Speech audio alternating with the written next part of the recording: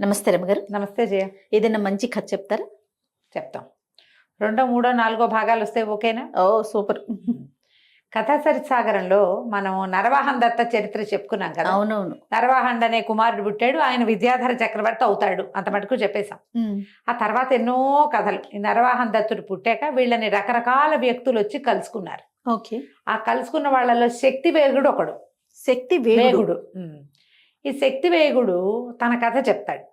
ఈ కథ చెప్పడం కూడా భలే వింతగా ఉంటుంది. అతను 4 విద్యాధర కన్యకల్ని వివాహం చేసుకుంటాడు. మానవుడిగా పుట్టి తర్వాత అతను పొందుతాడు 4 అమ్మాయిల్ని. ఆ కథ తన కథ చెప్తాడు అనమాట. పూర్వము విద్యాధరపురం అనే ఒక వర్ధమానపురం అనే రాజ్యానికి ఒక అద్భుతమైన రాజుగారు ఒక ఆయన ఉండేవాడు. ఆయనకి చాలా సౌందర్యవతి, ఉత్తమ గుణాలు కలిగిన కనకప్రభ అని భార్య ఉండేది. ఏమిటో ఆ కాలంలో ఒకతే రాజకుమార్తె ఉన్న రాజ్యాలు ఎన్నుండేవో జయ. ఇప్పుడు ఏమిటో ఒక పిల్ల ఆడపిల్లలు మగపిల్లలు కావాలని పిచ్చకపోతున్నారు కానీ జనము మన కాలంలో. అంటే కొంచెం తగ్గిందిలే ఇప్పుడు కాస్త జోరు. ఆ మధ్య అంతా బాగా ఉండేది కదా. అవును. ఈ రాజ్యాల కథలు, ఈ నరవాహన దత్త చరిత్ర వాటిల్లో మనం చూస్తామా, రాజుగారికి ఒకతే కూతురు అంతే కదా. రాజుగారు వాళ్ళు ఎవరో ఇంకో రాజకుమారుని తెచ్చుకుని పెళ్లి చేసుకుంటారు అంతే తప్పిస్తే కుమారుడి కోసం ప్రయత్నం చేసిన గాథలు కొన్ని కనపడతాయి, ప్రయత్నం చేయని గాథలు చాలా కనపడతాయి. ఈ రాజుగారికి తమాషా పేరేదో పేరు జ్ఞాపకానికి, భార్య మాత్రం కనకప్రభ. ఆయన ఎన్నాళ్ళో రకాల పూజలు చేయించి లక్ష్మీ స్వరూపంగా ఒక కుమార్తెని పొందాడు. పిల్ల పేరు కనకరేఖ, తల్లి కనకప్రభ. అయితేను ఏమైంది, కనకరేఖ పెద్దదవుతోంది. అవుతుంటే పిల్లకు ఒక 8 ఏళ్ళట వచ్చినాయి. వస్తే వీళ్ళకి 8 ఏళ్ళు వచ్చినాయి. ఇక మెల్లిగా వివాహ ప్రయత్నం చేసుకుని ఎవరినైనా చూసుకోవాలంటే ఈ పిల్లకి మనం పెళ్లి చేయలేమండి అన్నదిట భార్య. అనేసరికి ఆయన తెల్లబోయాడు. అదేమిటది, ఆడపిల్లకి పెళ్లి చేయలేకపోవటం ఏమిటి మనం అంటే, కాదండి, ఒక 3 ఏళ్ల నాడు 3 ఏళ్ల క్రితం పాప ఏం చేస్తుంది, ఒక చిన్న పిల్లాడి బొమ్మను పెట్టుకుని వాడిని కుమారుడిగా భావించి ఆడుకుంటోంది. ఆడపిల్లలు చేస్తారు కదా, అన్నాలు ఆటలు ఆడతారు, బువ్వాలు ఆట ఆడతారు, తర్వాత పెళ్ళి అంటారు, బొమ్మల పెళ్ళిళ్ళు చేస్తారు. ఏదో ఒక బేబీని పట్టుకుని దిస్ ఈజ్ మై బేబీ అని తిరుగుతారు. ఇప్పుడు కనపడతారు అట్లా. రాజకుమార్తె ఒక మగపిల్లవాడి బొమ్మతోటి వీడు నా కుమారుడు, నేను వీడికి అమ్మని, వీడికి అన్నం పెడతా, నీళ్ళు పోస్తా, లాలు పోస్తా అని ఆడుకుంటుంటే ఈవిడ అందిట కనకప్రభ, అబ్బో నువ్వేనాడికి పెద్దయ్యి ఓ పిల్లవాడిని కానీ ఓ మనవాడిని నా చేతిలో పెడతావే, నువ్వు ఎప్పుడు పెళ్లి చేసుకుంటావే బంగారు తల్లి అంటే, పెళ్ళిగిళ్ళి ఏం లేదమ్మా, పెళ్ళిళ్ళు అవి నేను చేసుకోను, ఆడుకుంటున్నాను అంతే, అసలు పెళ్ళి లేదు, నాకు వివాహం అక్కర్లేదు అని చెప్పింది. అనగానే రాజు ఆశ్చర్యపోయాడు. చిన్నపిల్ల కదా రాణి అన్నాడు. కాదండి, ఆమె ఇప్పటికీ అదే భావంలో ఉంది, వివాహము లేదు అని చెప్తోంది. అనేసరికి చాలా బాధ వచ్చేసింది. నేను పురుష సంతానం కోసం ఏ ప్రయత్నము చేయలేదు కదా, ఒక పిల్ల కలిగింది, దానికి ఒక వివాహం చేసి దాని భర్తకి రాజ్యం ఇచ్చి దానికి కుమారులు కలిగితే వాళ్ళైనా నాకు నీళ్ళు వదులుతారనుకున్నాను నేను. ఇప్పుడు కలిగిన ఒక పిల్ల పెళ్లి పేరెంటము వద్దంటే నేనేం చేయాలి? ఆయనకు దుఃఖం కలిగింది. ఆయన అన్నట్ట, భార్య నువ్వు కల్పించుకోవద్దు, నేను నా పిల్ల మాట్లాడుకుంటాం. కూతుర్ని అడిగాడు, అమ్మా వివాహ ప్రయత్నం చేస్తాను అని. వద్దు తండ్రి, నాకు వివాహం అక్కర్లేదు అని చెప్పేసరికి ఆయన కొంచెం దుఃఖపడి, దేవకన్యలు కూడా వివాహం కావాలనుకుంటారమ్మా, తనకొక పతి, అతనితోటి సంసార సౌఖ్యం, అతని వల్ల సంతానం కావాలి. ఎవరికైనా గర్భంలో ఒక సంతానం పడటం అనేది మానవ జీవితానికి ముఖ్య కారణం, ముఖ్యోద్దేశం అదే కదా. మరి ఇంత మాట అంటే ఎట్లా? తర్వాత నేను కనీసం కన్యాదాన ఫలితమైనా నాకు రావద్దా? కన్యాదాన ఫలమే స్వర్గారోహణ పర్వం అది. మరి పెళ్ళి వద్దంటే నేను అదైనా ఎటా వస్తుంది, నాకు మగపిల్లలు లేకపోయినా పర్వాలేదు అనుకున్నా. పుత్రోత్సాహం వద్దు, నాకు పుత్రికోత్సాహం చాలు, పిల్లకి పెళ్లి చేసే కన్యాదానంతో 1 కోటి యజ్ఞాల ఫలితం వస్తుంది, తండ్రిని కదా, నేను దాన్ని ఆశించవద్దామా అని అడిగాడు. సరే అమ్మాయి బాగా ఆలోచించి, సరే నాన్న నాకైతే వద్దు, నీకు కావాలి కదా, సరే కనకపురిని చూసిన వాడెవడైనా ఉంటే వాణ్ణి నేను వివాహం చేసుకుంటాను. కనకపురి అది ఎక్కడుంది ఏమో, కనకపురిని చూసిన వాడినే రాజకుమార్తె పెళ్లి చేసుకుంటుందని చాటింపేసుకో. ఎవడు కనకపురిని చూస్తాడో వాడిని పెళ్లి చేసుకుంటాను నాన్న అంతే. బాగుంది. రాజుగారికి తెలియదు అది ఎక్కడుందో. సరే ఏదో పిల్ల చెప్పిందిగా మంత్రి గారు అన్నాడు, కనకపురి ఎక్కడుందండి? ఏమోనండి అన్నాడు. ఇక ఊళ్ళో పెద్దవాళ్ళు తలకాయలు అనుకున్న వాళ్ళందరినీ కనుక్కున్నారు, వాడికి అదేమిటో తెలియదు. కానీ అమ్మాయి చెప్పింది కదా, పిల్లేమో తెలివి తక్కువది కాదు, మహా తెలివి కలది. దానికి విద్యాభ్యాసాలు అవి ఉన్నాయి, సంగీతాలు పాడేస్తుంది, డాన్సులు చేసేస్తుంది, చదివేసుకుంటుంది, కావ్యాలు గివ్యాలు చదివేస్తుంది, జ్యోతిష్యమో అవి కూడా చదువుకుంటోంది. రాచరికపు విద్యలు ఒక ఆడబిడ్డకి రాజుగారి అమ్మాయికి ఎన్ని రావాలో అన్నీ సలక్షణంగా దానికి వచ్చు. సో సకల విద్య ప్రావీణురాలు ఉంది, అంతా ప్రావీణ్యం ఉంది. ఇప్పుడు దానికి తెలియక ఇదేదో చెప్పిందని మనం అనుకోకూడదు. పైగా ప్రత్యేకంగా చెప్పింది, వాడెవడో ఒకడు వస్తే వాడిని పెళ్లి చేసుకుంటాను. ఆ పెళ్లి ఆశమేతతోటి ఈయన ఏం చేశాడు, చాటింపేశాడు. ప్రతి వాళ్ళు మనం ఎక్కడ చూసాం మనకు తెలియదు అనుకున్నారు. అయితే ఆ కాలంలో ఒక బ్రాహ్మణ యువకుడు శక్తి దేవుడు, వాళ్ళ నాన్న ఇంకేదో ఒక దేవుడు ఒక ఆయన ఉండేవాడు, ఆయన కుమారుడు వీడు అవటానికి బ్రాహ్మణ కుటుంబమే కానీ పెద్దగా వేదం విద్య వ్యవహారం ఏం లేదు. వాడు ఆడిందాట పాడింది పాట. వాడికి చిన్నప్పటి నుంచి జూదం మీద మంచి సరదా, బెట్టింగ్, డబ్బులు పోగొట్టేసేవాడు. వాళ్ళ నాన్న చేతిలో ఉన్న ప్రతి వస్తువు జూదం ఆడేసేవాడు. ఒకనాడు ఈ టముకు విన్నాడు, మన దగ్గర డబ్బులు లేవు, నాన్న దగ్గర లేవు, జూదం ఆడాలంటే డబ్బులు కావాలి. సరే ఆ కనకపురి ఏదో చూసామని చెప్పి రాజకుమార్తెను పెళ్లి చేసుకుంటే సరిపోతుంది. అబద్ధమే అయితే అయింది, ఏమవుతుంది? సరే అనుకున్నాడు. వారా వీరా 2-3 అడిగాడు, ఎవడో మాకు తెలియదు అన్నాడు. కానీ వీడు వెళ్దాం అనుకున్నాడు. రాజకుమార్తె దగ్గరికి తీసుకుపోయారు. నేను కనకపురిని చూశాను అని చెప్పాడు. అప్పటిదాకా చూశానని చెప్పిన వాడే లేడు. ఎవరైనా రాజకుమార్తె విషయంలో దొంగబద్ధాలు ఎట్ట ఆడతారు? అదే కదా, ఏదన్నా తేడా వస్తే చంపేస్తారు. పేక ఉత్తరించేయటమే. ఆ ఉత్తరింపుకోవాలి ఎందుకని మాట్లాడకుండా ఊరుకున్నారు. ఒకడు వచ్చాడని, వీడిదో బ్రాహ్మణ యువకుడు బాగానే ఉన్నాడని వాడిని లోపలికి ప్రవేశపెట్టారు. పెట్టేసరికల్లా రాజకుమార్తె వచ్చింది. చూసావా నువ్వు కనకపురిని అంది. చూశానండి అన్నాడు. ఎలా వెళ్ళావా? ఏముందండి, ఇక్కడి నుంచి అయోధ్యాపూర్ లేదు, అక్కడికి వెళ్ళాను. అక్కడి నుంచి ఏమో హేమకూటానికి వెళ్ళాను. అక్కడి నుంచి పడవెక్కి ఇంకొక కొండకి వెళ్ళాను, మందరగిరిని చూశాను, అక్కడే కనకపురి, నేను అక్కడికి వెళ్ళొచ్చాను అన్నాడు. వీడిని బయటపారేయండి అంది అమ్మాయి. ఏం లేదు, ఏవో 4-5 ఊళ్ళు ఇక్కడి నుంచి దూరంగా ఉన్న ఊళ్ళు లిస్టు చెప్పి అక్కడ చూశాను అన్నాడు. అనేసరికి బయటపారేయండి అని చెప్పి, ఇతను కనకపురిని చూడలేదు నాన్న, ఇలాగే ఎవరో ఒకళ్ళు వస్తారు కదా. సరే వీడిని బయటపడేశారు. అమ్మాయిని తండ్రి అడిగాడు, మరి ఎలాగమ్మా అని. పర్వాలేదు నాన్న, క్షత్రియ బ్రాహ్మణుల్లో ఎవరైనా సరే కనకపురిని చూసొచ్చి దాని గురించి వివరం చెప్పిన వాడినికే రాజకుమార్తెని ఇస్తానని చెప్పండి. అబద్ధమని తేలితే సంహరిస్తామని చెప్పాలి దాని వెనకాల. మనకెట్లా తెలుస్తుంది అన్నాడు రాజు. నాకు తెలుసు కదా నాన్న అంది. అప్పుడు వీళ్ళకి అర్థమైంది, ఈ అమ్మాయికి కనకపురి తెలుసు. ఈ జన్మలో మనం పక్క ఊరు కూడా తీసుకెళ్ళాల. పిల్ల పుట్టాక అది పక్క ఊరు కూడా చూడలేదు, కానీ కనకపురి తెలుసు అంటే ఈమెకి ఇంకేదో ఉందన్నమాట. పూర్వజన్మదో ఏదైనా వాసన ఉందో, ఏదైనా తెలిసిందో, కళ ఉందో. సరే ఆ శక్తి దేవుడిని పంపేశారు బయటికి. వీడికి ఏం చేయాలో తెలియలే. ఈ కూతురు 2-3 కథలు చెప్పింది. ఇలాగే మోసకారులు ఉంటారు నాన్న అని మోసకారి గాథలు చెప్పింది. అవి ఇదివరకు మనం చెప్పేసుకున్నాం, ఇప్పుడు నేను అవి చెప్పటల్లా. ఈ శక్తి దేవుడు కనిపించింది, ఎలాగైనా అదేంటో కనుక్కోవద్దా మనం. జూదం కాదు, అది పక్క పెట్టు. రాజకుమార్తె ఎంత బాగుంది, పైగా అసలు ఆ కనకపురి సంగతి తెలిస్తే పెళ్ళైపోతుంది. తెలియకపోవటం వల్ల ఇప్పుడు నా సాహసం వల్ల నేను లోపలికి వెళ్ళా. ఆ సాహసం ఏదో ప్రయోగించి అది తెలుసుకోవాలి అని చెప్పి ఇక తండ్రికి చెప్పి బయలుదేరాడు. ఎక్కడికి? దారి తెన్ను లేదు, పోతూ ఉండటమే. ప్రతి వాళ్ళని ఎక్కడైనా కనకపురి ఉందా, ఏ ఊరు మీకు తెలుసా అంటే మాకు తెలీదు. ఇదే సమాధానం. ఇంతే సమాధానం. ఈయన ఇలా వెళ్ళి వింధ్యాటవిలో ప్రవేశించాడు. ప్రవేశిస్తే వింధ్యాటవిలో ఒక మహాతపస్వి ఒక ఆయన కనపడ్డాడు.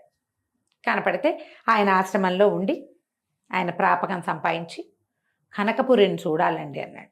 నేను అసలు వినలేదు నాయన, 800 సంవత్సరాల నుంచి ఇక్కడే ఉన్నా నేను, ఇప్పటిదాకా నేను ఆ కనకపురి మాట కూడా వినలా.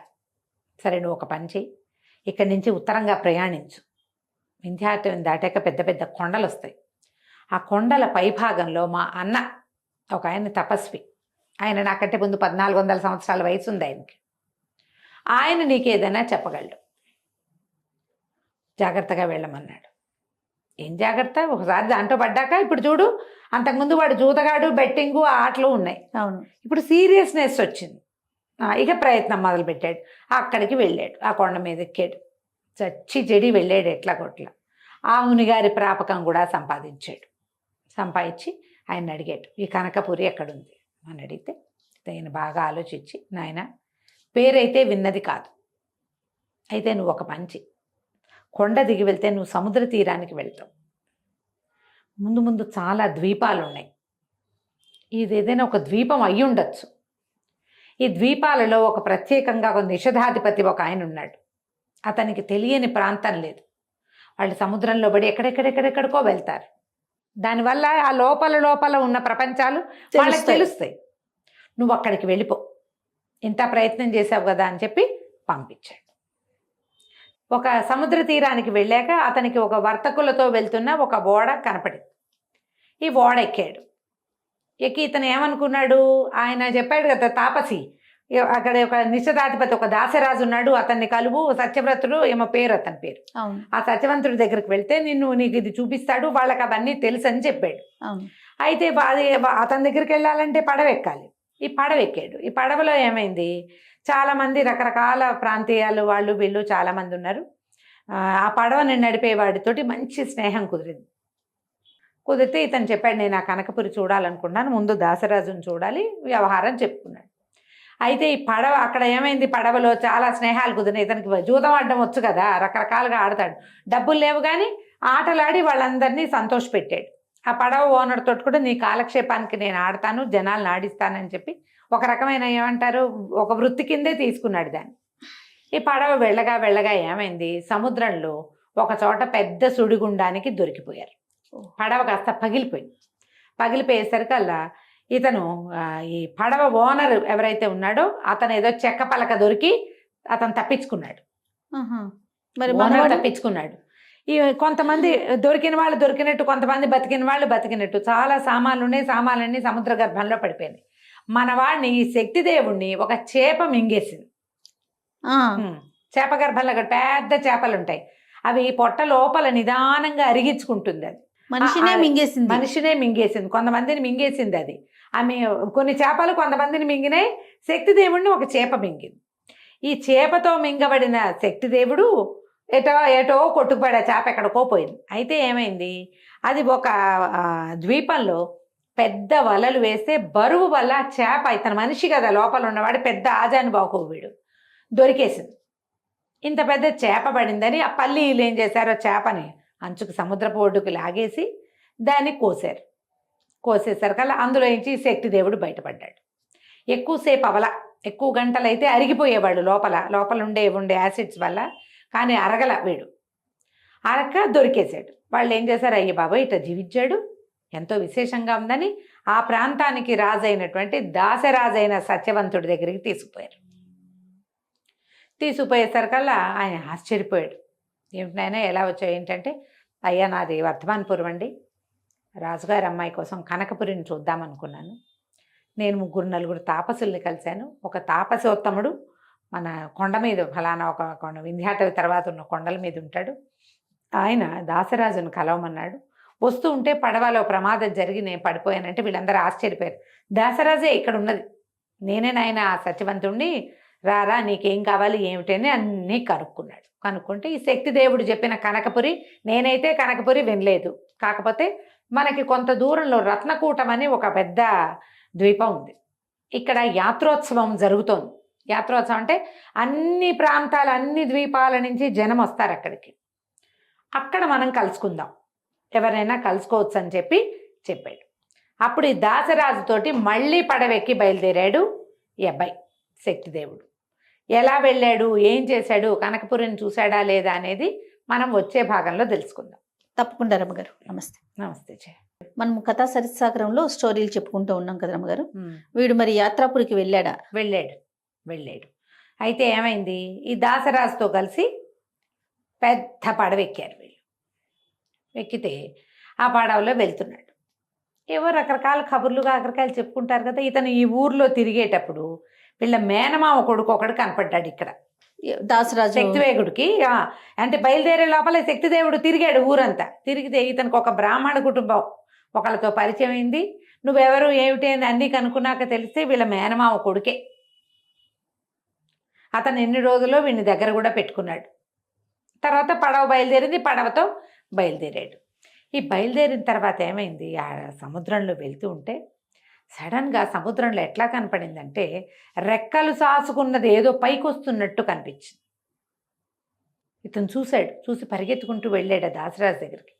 ఏదో కనపడుతోంది, అదేమిటి అని అడిగేసరికల్లా అప్పుడు అందరూ చూసుకున్నారు. వటవృక్ష దేవుడు ఆయన, అదొక మర్రి చెట్టు సముద్రంలో నుంచి పైకి వచ్చినట్టుగా ఉంటుంది. దాని పక్క నుంచి ఒక అగాధం ఉంది, తప్పుకుని వెళ్ళచ్చు, వెళ్ళగలిగితే దొరికిపోవచ్చు.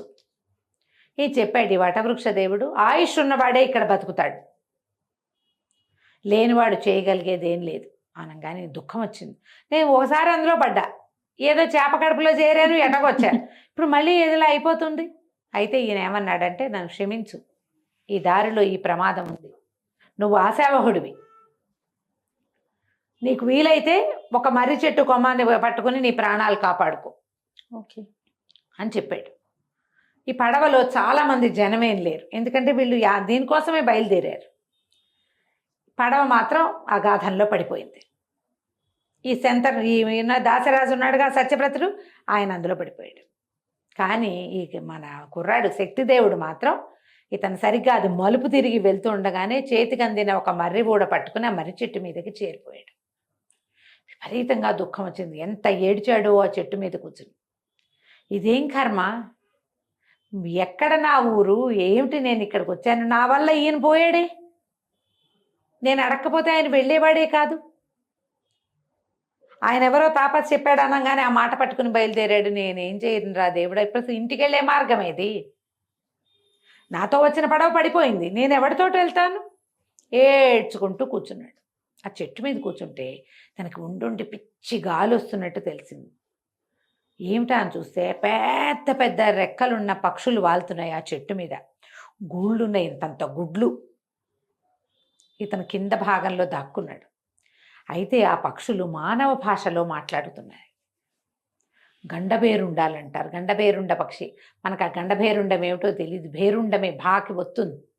ఆ గండభేరుండాలు కేవలం ఈ కథల్లోనే కనపడతాయి. అతిపెద్ద పక్షులు, రాక్షస పక్షులు. అయితే ఏమైంది, వాళ్ళు అవి మాట్లాడుకుంటున్నాయి. ఏమిటంటే, ఎక్కడి నుంచి వచ్చావు, నువ్వు ఎక్కడికి వెళ్తున్నావు, నువ్వేం చేస్తున్నావు అంటే ఒక పెద్ద పక్షి చెప్తోంది, నేను కనకపురికే వెళ్తాను రేపు ఉదయం, అక్కడైతే పుష్కలంగా ఆహారం దొరుకుతుంది, కనకపురి చేరాక తర్వాత సంగతి తర్వాత చూస్తాను అనగానే ధైర్యం వచ్చింది. అమ్మా, ఇది కనకపురికి వెళ్తుంది. ఇప్పటిదాకా ఆ పురి తెలుసు అని చెప్పిన వాడిని ఒక్కడిని చూడలేదు. అవును, 800 ఏళ్ల తపస్సున్న వయసున్న తపస్వికి తెలీదు, 1400 వాళ్ళకి తెలీదు, గండభేరుండానికి తెలిసే. ఇది బాగానే ఉందని ఏం చేశాడు ఇతను, ఇప్పుడు తన నడువుకి బట్టలు ఉన్నాయిగా, ఏవో ఒక సుమారుగా మంచి వస్త్రాలే ఉన్నాయి, నడువుకున్న దట్టి తీసి అలాగా ఆ పక్షి నిద్రపోతుంటే అది పడుకుంది, ఇట్లా ముక్కుని ఇట్లా రెక్కల్లో దాచుకుని పడుకుంది. దాని రెక్కల సందుకు చేరిపోయాడు. ఈ దట్టితోటి దాని కాలి పై భాగానికి తనని వేసుకుని కట్టేసుకున్నాడు. ఆ రెక్కలు పుచ్చుకొని కూర్చుని ఉన్నాడు. ఓ చీమ వాలినట్టుగా కూడా లేదు ఆ పక్షికి, అది అంత ఉంది. అది ఆ మర్రి చెట్టు కొమ్మ మీద నిలబడి ఉంటే ఆ పక్షి చెట్టు కనబట్టాల అంతుంది. సరే, తెల్లవారింది, సూర్యోదయం అవటం ఏంటి, పక్షి జయ్యమని లేచింది. ఆ కాలుని కట్టిన తాడును గట్టిగా పట్టుకుని కూర్చుని ఉన్నాడు ఇతను. ఎగిరి ఎగిరి ఎగిరి ఎగిరి ఇది ఎక్కడికో వెళ్ళి ఆ పక్షి ఒక బ్రహ్మాండమైన కొండ మీద వాలింది.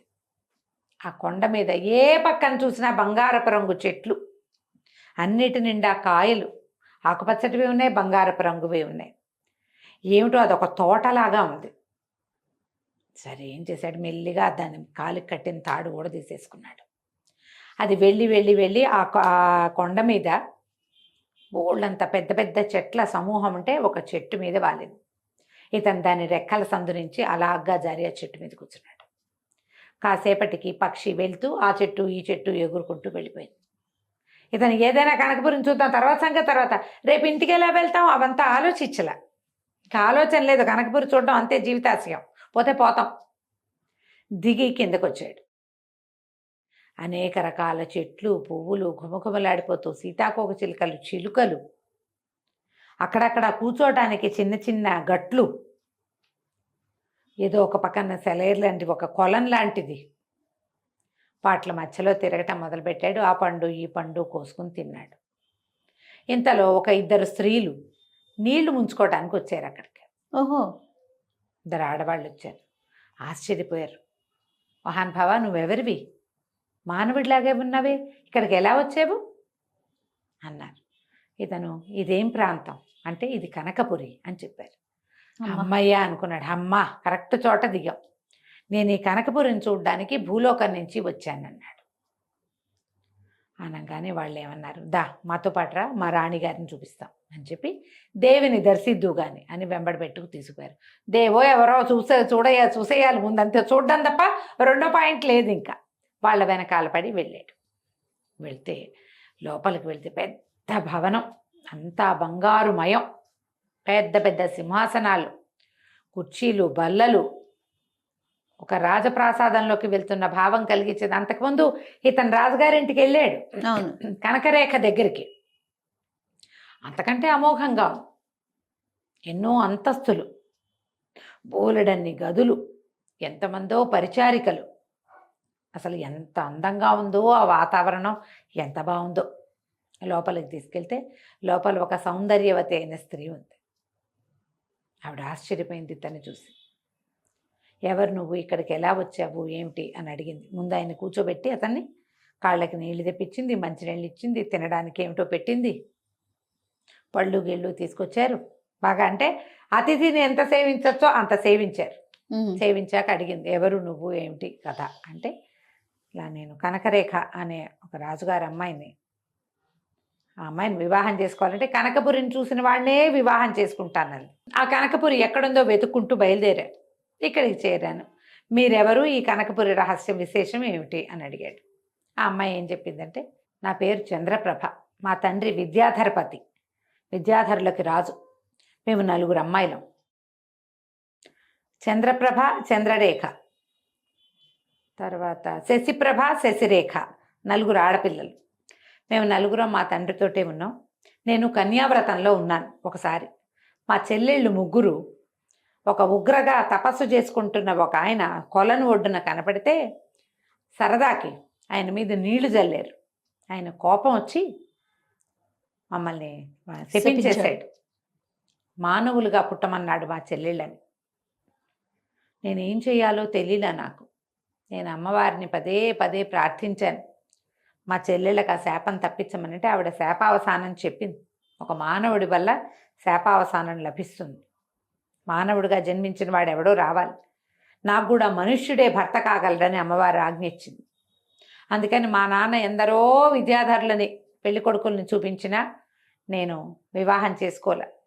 మా చెల్లెళ్ళు 3 భూమి మీద పుట్టడానికి వెళ్ళిపోయారు. నేను ఇక్కడే ఉండిపోయాను.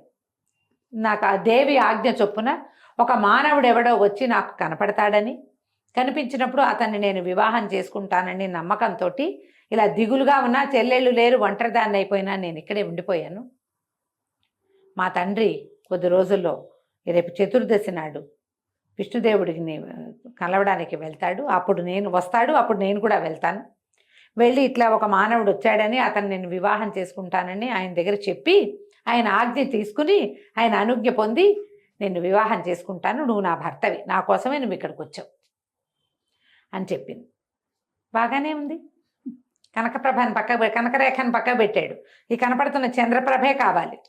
ఆవిడ ఏం చేసింది, విద్యాధరులకు కావాల్సిన బోళ్ళని పళ్ళేమిటి, ఆహారాలేమిటి, ఎన్ని రకాలో ఇతనికి ఎన్నో రకాలైన ఉపచారాలు చేసి అతన్ని పరమ సంతోషంగా ఉంచింది. హాయిగా పడుకున్నాడు, తిన్నాడు, నడిచాడు, ఆమెతో పేకాడాడు.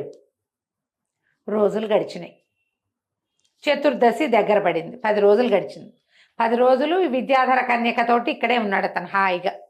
ఉయ్యాలవి ఊక్కుంటూ, చక్క చెట్లు గిట్లు ఎక్కుంటూ, పళ్ళు కోసుకుని తింటూ, సంతోషంగా ఈ అమ్మాయి సాంగత్యాన్ని అనుభవిస్తూ హాయిగా ఉన్నాడు. చతుర్దశి దగ్గర పడింది. ముందు రోజే చెప్పింది, నేను రేపు ఉదయమే వెళ్తాను, మా తండ్రిని కలుస్తాను, మరి ఆయన అనుజ్ఞ తీసుకుని మనం వివాహం జరుపుకునేందుకు విష్ణుదేవుడి దగ్గర కూడా అనుజ్ఞ తీసుకోవాలి. మానవుడిని విద్యాధరులు పెళ్లి చేసుకోవాలంటే ఆజ్ఞ కావాలి కదా. కాబట్టి నువ్వు ఇక్కడే ఉండు, నేను ఉండను. నువ్వు పై అంతస్తులో కింద అంతస్తులో తిరగచ్చు, తోటలో హాయిగా విహారం చేయి, నీ ఇష్టం. నడిమంతస్తులోకి వెళ్ళొద్దు, మిగిలిన అన్ని ద్వారాలు తెరిచే ఉంటాయి, ఆ అంతస్తులోకి మాత్రం వెళ్ళబోక అని చెప్పింది. సరే, ఆమెది ఒక రోజు గడువు. ఆమె లేదు, మర్నాడు పొద్దునే వెళ్తుంది, తర్వాత రోజు వస్తుంది. తెల్లవారేసరికల్లా రోజు కబుర్లు చెప్పుకోవడానికి ఓ పిల్లుండి పైకి కిందకి తిరుగుతూ తింటూ కబుర్లు చెప్పుకుంటూ నడిస్తే బాగానే ఉంది. ఒకళ్ళే ఉంటే కబుర్లేవి కాకరకాయలు ఏమీ లేవు. ఈ అబ్బాయి పైకి తిరిగాడు, కిందకి తిరిగాడు, శక్తిదేవుడు అన్ని పక్కలా చూశాడు. చూసిన తర్వాత మధ్యాహ్నం అయింది. ఏమిటో ఆ నడిమంతస్తు చూద్దామనిపించింది. మనిషి బుద్ధి కదా, మనిషి బుద్ధి. మధ్యలో అది చూడాలి, ఎలాగా, ఎట్లా మధ్యది చూడాలి. సరే, బాగా ఆలోచించి చూస్తే ఏమవుతుంది అని చెప్పి ఆ మధ్య అంతస్తులోకి వెళ్ళాడు. వెళ్తే అదొక పెద్ద హాల్ లాగా ఉంది. ఏదో తలుపు వేసుంది. తీయటానికి ప్రయత్నం చేస్తే తలుపు తీయబడింది. అదొక పెద్ద గది. దాంట్లో ఎంత అలంకారం ఉందో, ఎంత బాగుందో, ఎంత కళగా ఉందో. వరుసగా 3 మంచాలు ఉన్నాయి. మంచాల మీద ఎవరో పడుకున్నారు. దగ్గరికి వెళ్ళాడు. ఆ దుప్పటి తొలగించి చూశారు. వాళ్ళు ముసుగేసుకుని చూసేసరికల్లా కనకరేఖ కనిపించింది. ఇక్కడ ఏ కనకరేఖ కోసం ఇదంతా ప్రయత్నం చేసి తన కనకరేఖను అక్కడ చూసొచ్చాడు. ఆవిడే ఇక్కడ ఉంది, ఆమె ఇక్కడ పడుకుంది. ఇదేమిటి తెల్లబోయాడు, ఇదేమిట్రా అని. ఇవి 3 మండపాల్లాగా ఉన్నాయి. వరుసగా మంచాలు ఉన్నాయి కదా, ఇది ఒక మండపంలో, తర్వాత ఇంకో మంచం, తర్వాత ఇంకో మంచం ఉంది. అక్కడ బతికున్న పిల్ల ఇక్కడ చచ్చిపోయినట్టు పడుకుంది ఏమిటి అనిపించింది. నడిచెళ్ళాడు. ముందు తీస్తే అక్కడ ఇంకో సౌందర్యవతి పడుకుంది. ఇంకో మండపంలోకి వెళ్తే అక్కడ ఇంకో అందగత్తి ఉంది. 3 ఉన్నారు. ఈవిడేం చెప్పింది, నాకు 3 చెల్లెళ్ళు అంది. వీళ్ళు ఇక్కడే ఉన్నారే, అర్థం కాలేదు. ఈయన బయటకు వచ్చాడు. ఆ 3వ నడిమి భవనంలోకి వెళ్ళి, నడిమి అంతస్తు అంటే ఫుల్ ఫ్లోర్ కాదు, అది మధ్యలో భవనం అనమాట.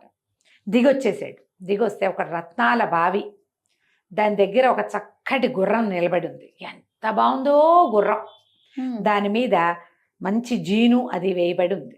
ఈ రత్నాల బావి అంటే బావి ఉండి చుట్టూతా ఏమన్నా ఇది ఉంటుందిగా, అంచంతా రత్నాలు పొదిగి ఉండే, తగతగలాడుతోంది. ఈ ముందు గుర్రం ఎక్కుదాం అనుకున్నాడు. వెళ్ళి ఆ గుర్రం ఎక్కేసరికి ఆ గుర్రం ఏం చేసింది, అది ఒక్క విసురున ఇతన్ని ఆ బావిలోకి తోసేసింది. ఢామన్ బావిలో పడ్డాడు. బావిలో పడి మునిగిపోయి అతను ఇట్లా కళ్ళు అవి చేసుకుని పైకి తేలేసరికల్లా వర్ధమానపురంలో తేలాడు. వాళ్ళ సొంత ఊరు వర్ధమానపురంలో ఒక కొలను చెరువులు ఉన్నాయిగా. అదే ఆశ్చర్యపోయి ఇదేమిటి ఇదంతా ఇటా ఉంది, వర్ధమానపురం వచ్చానే అని ఆశ్చర్యపోయాడు. లేచి బయటకు వచ్చాడు. బయటకు వస్తే సరే ఊళ్ళోకి వచ్చాడు. జనం అంతా మనకు తెలిసిన వాళ్ళే, మన ఊరే అంతా మందే. అక్కడక్కడ ప్రకటనలు కనపడుతున్నాయి. బ్రాహ్మణుడు కానీ క్షత్రియుడు కానీ ఎవరైతే కనకపురం చూసొస్తారో వాళ్ళకి రాజు తన కన్యని ఇవ్వగలడు అని. వెళ్ళాడు. మళ్ళీ వెళ్ళి నేను కనకపురం చూసొచ్చా అని చెప్పాడు. చెప్పగానే రాజుగారు కూతురికి కబురు చేశాడు. ఇతను అబద్ధం చెప్తాడు, కిందటిసారి అబద్ధం చెప్పాడంటే చూద్దాం, మళ్ళీ ఇన్నేళ్ళకి వచ్చాడుగా, 3 రోజులు అయిపోయింది, సంవత్సరం పైన 2 ఏళ్ళు గడిచిపోయింది. లోపలికి ప్రవేశపెట్టారు. ప్రవేశపెట్టాక లోపలికి వెళ్ళాడు. అమ్మాయి కనకరేఖ కనపడింది. నువ్వు చూసావా కనకపురి? తను అన్నాడు, చూశాను. ఈ నిలబడి ఉన్న ఈ అమ్మాయి యొక్క మృతదేహాన్ని చూశాను కనకపురిలో నేను. అక్కడ ఇప్పుడు చక్కగా కనిపిస్తోంది కదా, ఈ స్త్రీని నేను అక్కడ మృతురాలిగా మంచం మీద పడుకుని ముసుగు కప్పుకొని ఉన్న స్వరూపంలో చూశాను. నాకు కుతూహలంగా ఉంది, ఏమిటి ఇది తెలుసుకోవాలని, అందుకే వచ్చాను నేను, వివాహం ఆడడానికి కాదు అనగానే అమ్మాయి ఆశ్చర్యపోయింది. నువ్వు చూసావా? చూశాను. నీతో పాటు ఇంకొక 2 కన్యకల్ని కూడా చూశాను నేను. వాళ్ళు కూడా ముసుగు కప్పుకొని అక్కడ పడుకుని ఉన్నారు, కానీ శవప్రాయంగా ఉన్నారు అనగానే తండ్రిని పిలిచింది. తండ్రి, నేను విద్యాధర కన్యకని, మేము 4 అక్క చెల్లెళ్ళం. మాలో ముగ్గురము ఒక ముని శాపానికి గురయ్యి భూలోకంలో పుట్టవలసి వచ్చింది.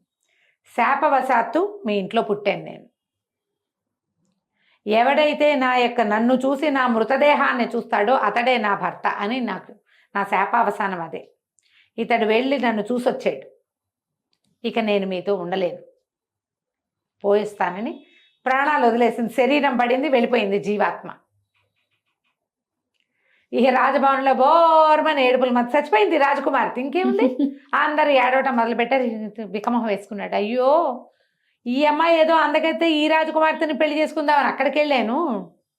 అక్కడికి వెళ్ళి ఆ అమ్మాయిని వదిలిపెట్టుకుని ఇక్కడికి వచ్చేసాను. పోనీ ఇదైనా దొరుకుతుంటే ఇది పోయిందే. ఇది దొరకపోతే పోయింది, అదేదో దొరికింది అనుకున్నా. ఇద్దరు ప్రియురాళ్ళు ఇద్దరిని పోగొట్టుకున్నాను. అమ్మాయి ఎంతో అందంగా ఉంది, ప్రేమగా ఉంది, పోయింది. ఇది పెళ్లి చేసుకోవడానికి రెడీ. ఇప్పుడు నేను అక్కడికి వెళ్ళి వచ్చాను కాబట్టి ఇది పెళ్లి కూతురు, ఇది పోయింది. నేనేం చేయను? శక్తిదేవుడు బయటకు వచ్చేసాడు. రాధా తను ఏమనలా. తనకేమనిపించింది, ఎలాగైనా మళ్ళీ కనకపురికి వెళ్ళిపోవాలని, మళ్ళీ వెళ్ళాలి. మరి ఇప్పుడు అక్కడ అమ్మాయినైనా తెలిసిందిగా దారి, అక్కడికి వెళ్ళాలి. ఆ వెళ్ళడానికి ఏదో ఒక మార్గం ఆలోచిద్దామని మళ్ళీ బయలుదేరాడు. బయలుదేరిన వాడు కనకపురిని చేరాడా లేదా, ఈ పోగొట్టుకున్న ఇద్దరు అమ్మాయిల్ని శక్తిదేవుడు సాధించాడా లేదా, మనం వచ్చే భాగంలో తెలుసుకుందాం. తప్పకుండా రమ్మగారు. నమస్తే. నమస్తే. మనము కథా సరిసాగరంలో సిరీస్ చేసుకుంటున్నాం కదా, శక్తివేగుడి కథ. అవునండి. సో మరి అతను కనకపురికి మళ్ళీ బయలుదేరాడు భార్య కోసం. బయలుదేరాక ఏమైంది, ఇప్పుడు మొదట వాడికి వెతుక్కుంటూ పోయాడు, చాలా టైం పట్టింది. కానీ ఇప్పుడు తెలుసు అర్థమైపోయింది, ఆ రూట్ తెలుసు కదా. ఈ రూట్లు మొదటవన్నీ దాటుకుని సముద్ర తీరానికి చేరాడు. ఈ సముద్ర తీరంలో ఇతను పడవలెక్కడానికి ప్రయత్నం చేస్తుంటే అతనికి సముద్రగుప్తుడు కనపడ్డాడు. మొట్టమొదటి ఇతన్ని తీసుకెళ్ళాడు. అవును, తీసుకెళ్తే పడవ పగిలిపోయిన చెరోదారి అయిపోయారు కదా. అతను కనపడేసరికి ఆశ్చర్యపోయాడు. వాళ్ళ పడవ పగిలిపోయింది కదా, నువ్వు ఎట్లా బతికావు అని అడిగితే, మిత్రమా, ఇంకా మనకి ఆయుష్ ఉంది, ఆయుష్ వల్ల నేను బతికే ఉన్నాను. నేను ఆ రోజు పడవ పగిలిపోతే నువ్వేమో ఆ చెట్టు దీని పక్కకి వెళ్ళిపోయావు. నాకు ఒక పలక దొరికింది, నేను ఆ పలకను పట్టుకుని తేలుకుంటూ పోయాను. తీరా వెళ్ళగా ఒక పెద్ద పడవ కనపడింది నాకు. తీరా ఆ పడవ వాళ్ళు నన్ను రక్షించమని కేకలు పెడితే ఆ పడవ వాళ్ళు నన్ను పైకి తీశారు. నా అదృష్టం బాగుండి ఆ పడవలో ఉన్నది నా తండ్రే. ఓహో, అంతకుముందు తండ్రి ఎక్కడికో వెళ్ళిపోయాడు, అందుకని ఇంకా ఆయన దొరికేలాగా లేడని ఈ అబ్బాయి ఈ పడవ ఎక్కాడు. ఇది కాస్త పగిలిపోయింది. తండ్రి నన్ను గుర్తుపట్టాడు. ఇదేమిట్రా నాయన, నేను బంగారం తీసుకొస్తానని నేను చెప్తే నువ్వెందుకు చేసావు అంటే, నేను ఇట్లా ఒక స్నేహితుడి కోసం ఈ సాహస కార్యం చేశానంటే నా తండ్రి నన్ను బాగా కేకలేశాడు. నువ్వు చూడు, ఇటువంటి కొయ్య పలకతో మిగిలావు, నేను జాగ్రత్తగా వెళ్ళి ఇంత బంగారం తీసుకొచ్చాను నీకన్నాడు. బోలెడు బంగారం సంపాదించాడు నా తండ్రి. నేను ఆ ఆస్తితోటి హాయిగా ఇక్కడ విటంకపురం ఇక్కడే ఉన్నాను, మేము ఇక్కడ హాయిగా ఉన్నాము అని చెప్పాడు. చెప్పి సరే నువ్వు రా, నా దగ్గర ఉండు కానీ కొద్ది రోజులు అంటే ఇతను అడిగాడు, నేను ఆ కనకపురి మళ్ళీ వెళ్దాం అనుకుంటున్నా, ఎలా వెళ్ళాలి అంటే అతను ఏమన్నాడు, మళ్ళీ ఇక్కడి నుంచి కొన్ని పడవలు బయలుదేరుతున్నాయి, కుదిరితే నువ్వు ఆ పడవల్లో వేటిలోనే వెళ్దు కానీ అవి బయలుదేరడానికి సమయం పడుతుంది కదా, కొద్ది రోజులు మా దగ్గర ఉండు, మన ఇద్దరం చాలా స్నేహంగా ఉండేవాళ్ళం సముద్రంలో, ఇప్పుడు కింద కూడా భూమి మీద కూడా నా ఆతిథ్యాన్ని నువ్వు రుచూద్దు కానీ ఉండమన్నాడు. ఉండమంటే ఇతనికి ఒక బంధువులు ఉన్నాడు కదా, వాళ్ళ మేనమావ కొడుకు కూడా ఈ ఊళ్ళో కనపడ్డాడు. ఆ బంధువుని పలకరించొద్దామని ఊళ్ళోకి బయలుదేరాడు. వెళ్తుంటే ఏమైంది, ఇతను ఒక దాసరాజుతో కలిసి వెళ్ళాడు కదా రెండోసారి. వెళ్ళినప్పుడు ఏమైంది, ఒక పెద్ద చెట్టు మర్రి చెట్టు, ఆ మర్రి చెట్టు కింద అతను అగాధంలో పడిపోయాడు. వీడేమో మర్రి చెట్టుని పట్టుకుని తప్పించుకున్నాడు. ఆ దాసరాజు యొక్క కుమారులు కనపడ్డారు.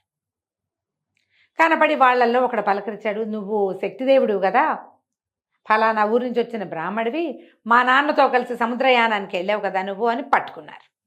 పట్టుకునేసరికల్లా ఇతను అవునవును అనేసరికి, మరి నువ్వు వచ్చావు మా నాన్న ఏడన్నారు వాళ్ళు. కాదు, మేము ఇట్లా సముద్రంలో ప్రయాణం చేస్తున్నప్పుడు మాకు పెద్ద మర్రి చెట్టు కనపడింది, దాని పక్కన ఒక అగాధం ఉంది, నేను తప్పించుకున్నాను, మీ తండ్రి అగాధంలో పడిపోయాడు ఆనంగానే హాతేరి. మీరు ఇద్దరు ప్రయాణం చేస్తుంటే ఒకడు అగాధంలో పడి రెండోవాడు ఎట్ట బతుకుతాడు, నువ్వు బతికి జవసత్వాలతో శుభ్రంగా ఉన్నావు, మా నాన్న ఎట్టా చచ్చిపోతాడు, నీ వల్ల కదా మా తండ్రి వచ్చాడు, పనిమాల ఆయన్ని వెతుక్కుంటూ వచ్చావు నువ్వు, పట్టు పద నీ సంగతి అట్లా కాదు, మేము చండికాలయానికి తీసుకుపోతాం, నిన్ను ఎలాగైనా సరే చండికకి బలిస్తే కానీ మాకు కుదరదు అని చెప్పి ఇతన్ని ఈ చుట్టాలాయన్ని చూడకుండానే సముద్రగుప్తుడికి తెలియకుండానే శక్తివేగుడిని ఈడ్చుకుపోయారు. తీడ్చుకుపోయి వాళ్ళది ఒక పెద్ద చండికాలయం ఉంది. దాసరాజు అంటే వీళ్ళు పల్లెకారులు కదా, పల్లెవాళ్ళు, వాళ్ళకు ఒక చండీ గృహం ఉంది. తీసుకుపోయి అందులో కట్టేశారు కల్లా వీడు పరి విధాలా ఏడ్చాడు. నేను ఒక విద్యాధర కన్యకని ప్రేమించటం ఏమిటి, రాజకుమార్తె కోసం బయలుదేరితే విద్యాధర కన్యక లభించటం, ఆమెతో ప్రేమగా ఉండి అనవసరంగా ఆవిడ వెళ్ళొద్దు 3వ అంతస్తులోకి అంది, వెళ్ళటం తక్కువగా వెళ్ళాను, వెళ్ళి అక్కడైనా ఉన్నాను కాదే, అక్కడుంటే ఆమెతో వివాహం అయ్యేది.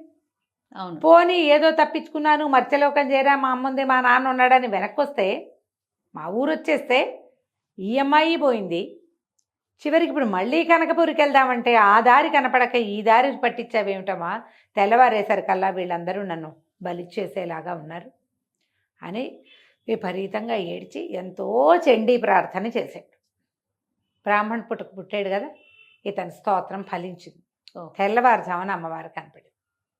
ఓరి నాయన, నువ్వు బెంగ పెట్టుకోకు, నీకు ఇంకా జీవనం ఉంది, ఇవన్నీ నీ శాపాల వల్ల ఇవి జరుగుతున్నాయి. రేపు పొద్దున్నే ఒక అమ్మాయి వస్తుంది ఇక్కడికి, దాని పేరు బిందుమతి. ఆ పిల్ల దాసరాజు కూతురు. అది పల్లెకారుల పిల్లని భయపడకు నువ్వు, పల్లెకారుల పిల్ల కాదు, శాపవశాత్తు ఇక్కడ పుట్టిన నా విద్యాధర కన్యక. ఆ పిల్ల నిన్ను పెళ్లి చేసుకుంటానంటుంది, ఒప్పుకో. ఇప్పుడు నేను బ్రాహ్మణి కదా, పల్లెకాంతాన్ని ఎట చేసుకోనని అనుకోక, శాపవశాత్తు పుట్టింది, నువ్వు ఆ పిల్లని పెళ్లి చేసుకో, చావు నుంచి తప్పించుకుంటావు. రాగల కాలానికి ఏం జరుగుతుందో అది జరుగుతుంది. తెల్లవారేసరికల్లా చక్కగా అందంగా పుష్టిగా నున్నగా నవనవలాడుతున్న ఒక ఆడపిల్ల 18 ఏళ్ళది లోపలికి వచ్చి చెండికి దండం పెట్టి వెనక్కి తిరిగితే పక్కన గొలుసులతో కట్టేసి కనపడ్డాడు శక్తివేగుడు. ఇతను చూడంగానే చాలా ముచ్చటగా అడిగింది, నువ్వెవరు, ఇక్కడ ఎందుకున్నావు, ఏమిటి అనేసరికల్లా నేను ఫలానా వాడిని ఫలానా అని చెప్పాడు. అబ్బా, మా అన్నయ్య ఎన్ని సంబంధాలు తెచ్చారో, మా అన్నయ్యలు ఒక్కడు నీలాంటి చక్కడివాడు రాలేదే, నువ్వు ఇంత చక్కగా ఉన్నావు, నన్ను పెళ్లి చేసుకుంటావా అని. ఈ లోపల ఆ దాసరాజు కొడుకులు కూడా వచ్చేసారు. వాళ్ళందరికీ తెల్లవారుజామున కల్లో ఈ ఎవరైతే నేరస్తుడు పట్టుబడ్డాడో బందీకి చెల్లెల్నిచ్చి పెళ్లి చేయండి అని వచ్చింది ఆజ్ఞ.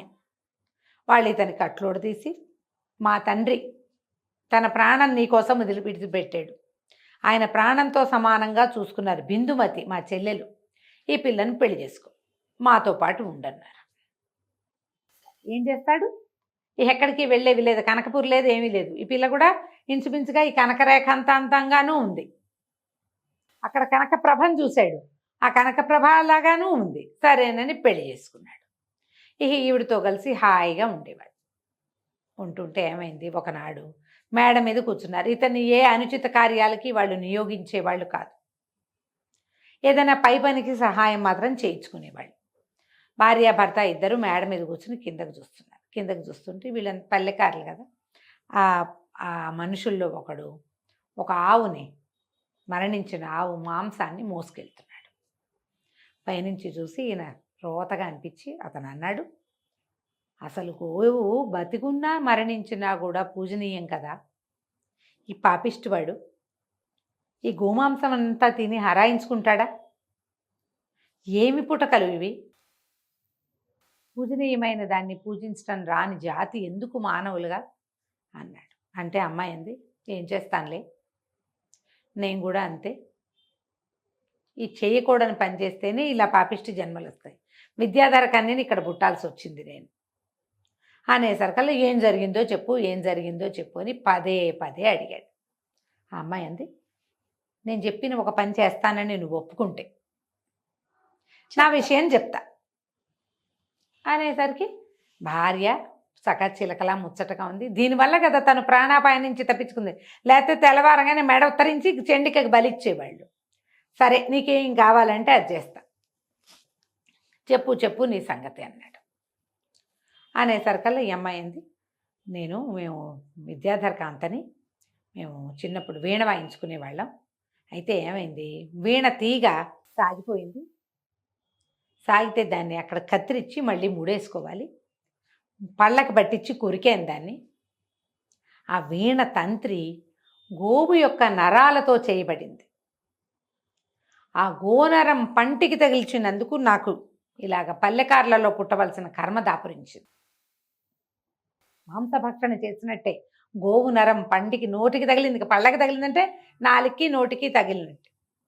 శాపవశాత్తు మరి నాకు నేను చేసిన ఆ దుష్కర్మ వల్లే, శాపం కాదు అది కర్మ, దానివల్ల నేను ఇట్లాగా గోమాంసం తినే వాళ్ళ మధ్యలో పుట్టవలసి వచ్చింది. అవడానికి విద్యాధరకాంతని చూడు, ఇట్లా ఈ పని చేసినందుకే, ఆ చిన్న పొరపాటుకే తెలియక చేసినందుకే నాకు ఇది వస్తే తెలిసి ఈ గోమాంసం తినే వాళ్ళ కర్మ ఏమవుతుందో అన్నది. అయ్యో అలాగా, నువ్వు విద్యాధరకం నీకువా, అదే ఇదే అన్నాడు. అన్నాక నీకేదో కావాలన్నావు, ఏం కావాలి అని అడిగాడు. అడిగేసరికి అలా అమ్మాయింది, మరి అనతి కాలంలో నీకు ఇంకో పెళ్ళి అవుతుంది, నేను ఉంటాను, ఇంకో పెళ్ళి అవుతుంది. కొన్నాళ్ళకి ఆ అమ్మాయి గర్భవతి అవుతుంది. తను ఆశ్చర్యంగా వింటున్నాడు. దీనికి ఎట్లా తెలుసు? గర్భవతి అయ్యాక 8వ నెల వచ్చాక దాని గర్భం ఛేదించి ఆ పిండాన్ని తెచ్చి ఇవ్వాలి నాకు అన్నది. ఏకాంతపోయాడు. ఏమిటదా? గర్భం ఛేదించటం ఏమిటి, పిండాన్ని నీకు తెచ్చి ఇవ్వటం ఏమిటి? నేను అట్లాంటి పని చేయను అన్నాడు. ఈ అమ్మాయింది, మరి ఇందాక ఒట్టేసావుగా నువ్వు, నాతో నీ విషయం చెప్పించడానికి నువ్వు ఒట్టేసావు, నువ్వు ఒప్పుకున్నావు, చేసి తీరాలి. అయితే ఇతనేమనుకున్నాడు, సింతుంపదేగా ఇదేమిటో విచిత్రమైనవన్నీ అడుగుతోంది, నేను ఎవరినో పెళ్లి చేసుకోవటం ఏమిటి, దానికి గర్భం రావటం ఏమిటి, గర్భ విచ్ఛత్తి, నా భార్య యొక్క గర్భాన్ని నేనే విచ్ఛత్తి చేసి పిండాన్ని తెచ్చి దీనికి ఇవ్వటం ఏమిటి అనుకుని, సరే మనకు వివాహం ఎప్పుడవుతుందో చూద్దాం. ఇవి నవ్వింది. వివాహం మాత్రం తప్పదు అని చెప్పి సరే ఊరుకున్నాడు. చూద్దాం అనుకున్నాడు. కొద్ది రోజులు గడిచాక ఒకనాటి సాయంకాలం భార్యాభర్త కూర్చుని ఉంటే బావమరదులందరూ పరిగెత్తుకొచ్చారు. నువ్వు తాపిగా కూర్చున్నావు, పెద్ద పంది వచ్చేసింది ఊళ్ళోకి, మా ఒక్కళ్ళ వల్ల కాదు, ఏదైనా పెద్ద ఆయుధం పట్టుకుని, విల్లు ధనుస్సు పట్టుకుని రా నువ్వు. వీళ్ళేమో ఒట్టిగా కత్తి కటారు, వాళ్ళు శక్తివేగుడేమో బాణం వేయగలిగిన వాడు. అనేసరికల్లా ధనుస్సు పుచ్చుకుని దిగాడు, పరిగెత్తేసరికల్లా పెద్ద పంది, ఎంత పెద్దదో, ఎంత వీళ్ళు కర్రలు విసిరినా దానికి తగల, దానికి కొట్లైపోయారు. ఇతను ఏం చేశాడు, పరిగెడుతూనే ధనుస్సుకి బాణం సంధించి బాణం వేసి కొట్టాడు. ఆ పంది, బాణం తగిలిన పంది ఒక కొండ గుహలోకి వెళ్ళేసరికల్లా వీళ్ళంతా ఏమన్నారు, నువ్వు కొట్టావు, అది లోపలికి వెళ్ళి పడిపోయి ఉంటుంది, వెళ్ళి చూసిరమ్మన్నారు. వాళ్ళంతా బయట ఉండిపోయారు. ఇతను గుహలోకి వెళ్ళాడు. ధైర్యస్తులు, అతను తెంపరివాడుగా లోపలికి వెళ్ళిపోయాడు. గుహలోకి వెళ్తే గుహ అంతా చీకటి, లోపల నుంచి ఒక రకమైన గుర్రు అది వినపడుతోంది. ఒక నిమిషం అయ్యాక గుర్రు కూడా ఆగిపోయింది. అంటే పందికి దెబ్బ తగిలి అది గూర్నిస్తూ లోపలికి వెళ్ళి మరణించుంటుంది. ఇతను లోపలికి నడిచేసరికి లోపల నుంచి అద్భుత సౌందర్యవతిగా ఉన్న ఒక 18 ఏళ్ల పిల్ల బయటకు వచ్చింది. ఆశ్చర్యపోయాడు అతను. ఎవరు నువ్వు అన్నాడు. అనేసరికల్లా అమ్మాయింది, నేనేం చెప్పను, ఒక విద్యాధర రాజకుమార్తెని. ఉత్తుంగభుజుడు అనే ఒక రాక్షసుడు నన్ను ఎత్తుకొచ్చాడు. వాడు పంది రూపంలో తిరుగుతూ ఉంటాడు. మా తండ్రికి తెలీదు, దక్షిణ దిశకి రాజు మా నాన్న.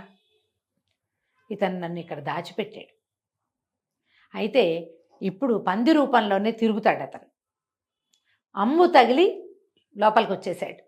అతను మరణించాడు. నేను ప్రాణాలు దక్కించుకుని బయటకు వచ్చేసానండి. అనేసరికల్లా ఈ అబ్బాయి అన్నాడు, నేనే కొట్టాను ఆ పందిని అన్నాడు. ఆ పిల్ల చాలా సిగ్గుపడి, నన్ను రక్షించటానికి నన్ను చెరపట్టిన వాడిని అంబుతో కొట్టిన వాడే నా భర్త అని నాకు చెప్పబడింది. నువ్వే బాణం వేసి కుట్టావు కాబట్టి నువ్వే నా భర్తవి. ఈ అమ్మాయి పేరు బిందురేఖ. బిందురేఖ. సరే, ఆ అమ్మాయిని తీసుకొచ్చుకున్నాడు. తీసుకొచ్చాక ఏం జరిగిందో మనం వచ్చే భాగంలో తెలుసుకుందాం. తప్పకుండా రమ్మగారు. నమస్తే. నమస్తే చె కథా సరిసాగరంలో మనం సిరీస్ చెప్పుకుంటున్నాం. లాస్ట్ భాగంలో ఉన్నట్లున్నాం, అంతేనా రమ్మగారు? శక్తివేగుడి కథ. శక్తివేగుడి కథ. బిందురేఖను పెళ్లి చేసుకున్నాడు. బిందుమతిని అక్కడ పక్కన పెట్టాడు. ఇప్పుడు మళ్ళీ బిందురేఖ పెట్టలా, ఆవిడతోటి కాపురం ఉంది, ఈవిడతోటి కాపురం ఉంది. బిందురేఖను తెచ్చుకున్నాడు. భార్యకి తెలియజేశాడు, ఇట్లా బిందురేఖను తీసుకొచ్చానని చెప్పింది కదా. బిందురేఖను తెచ్చానని, వివాహం చేసుకుంటున్నానని. అంటే ఆ రోజుల్లో బహుభార్యాత్వం, దక్షిణ నాయకత్వం ఏమి తప్పులేదు. సరే ఊరుకుంది. కొన్నాళ్ళకి ఈ బిందురేఖ గర్భవతి అయింది. ముందున్న బిందుమతికి ఏం అవల, ఆవిడ బాగానే ఉంది. ఈ అమ్మాయి కొద్దిగా నెలలు ఎక్కినాయి. 8వ మాసం వచ్చింది. ఆ, వచ్చేసరికల్లా బిందుమతి ఒకనాడు భర్తను పిలిచి, ఓ వీరుడా, నువ్వు ఒప్పుకున్నావు, నీ జ్ఞాపకం ఉంటుంటుంది, నీ భార్య ఇప్పుడు గర్భవతి, ఆమెకి 8వ మాసం వచ్చింది, నువ్వు గర్భవిచ్ఛెత్తి చేసి గర్భం చీరి ఆమె గర్భంలోని పిండాన్ని తీసుకురావాలి నాకు అనేసరికి ఏం చేయాలో తెలియలే. ఆ రోజున అప్పటికి చూద్దాంలే అనిపించింది. తీరా చూస్తే ఇప్పుడు లక్షణంగా ఉన్న భార్య గర్భవతి, సంతానేచ్ఛ ఎవరికైనా ఉంటుంది, ఆమె మీద ప్రీతిగాను ఉంది, ఈమె మీద ప్రతిజ్ఞ చేసాం, ఒప్పుకున్నాంగా.